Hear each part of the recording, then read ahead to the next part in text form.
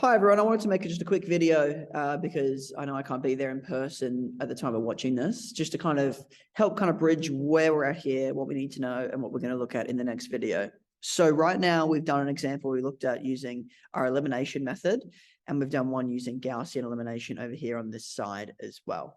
The main skill we want to take away from chapter 6 is Gaussian elimination. Now we can use that to find solutions to systems of equations with 3 dimensions, which also means we need to look at it in terms of a 3-dimensional plane. If we come down here to 6b, I think we should be able to use Gaussian elimination to solve these questions.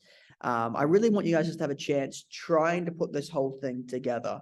However, if we don't quite get it, in the next video, I'm going to do Gaussian elimination again, and you guys can feel free to watch that. If it's still a little bit confused, you can watch that. I'm going to explain more about the process, more about the steps, and I'll do it where I have all my variables in all 3 of my equations. So I think it'd be good for you guys to have a little bit of a go, try to get your heads around making the augmented matrix, how the row operations work, and then in the next video, like I said, I'm going to explain more of the steps, more of the logic behind it, and how we can go through to find those solutions. So if we're a little bit confused right now, it could be worth watching the next video in 6C as well, where I kind of look at doing another one of these, and hopefully after that, it'll make a lot more sense and you'll feel a lot more happy with the method. It can be a little bit weird when we're first learning it. That's why I thought it'd be good to do like a bit of an introduction video, give you guys a chance to do some ones that should be relatively straightforward, and then go on to do some more Gaussian elimination and kind of really think through the steps and the logic. As I said, we are looking at doing things in terms of 3 variables, and there's a whole bunch of geometric interpretations we can do now, just like we could have done with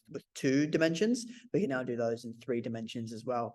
I'm going to make a separate video on the geometric interpretations of this after the next video. So right now, don't worry too much about the geometry of it all. I just want you guys to practice the method to solve these systems of equations. Once we're pretty comfortable solving the systems of equations, we'll look at solving systems where we get interesting geometric results, and we'll talk about the geometric interpretations in general as like kind of one bubble. So finish off these questions, try to understand it. If we're a little bit lost or a little bit confused, we don't quite get the point of our Gaussian elimination, then watch the video in 6C, then maybe come back, try to answer these, and then try to answer the questions we're going to look at in chapter 6C as well.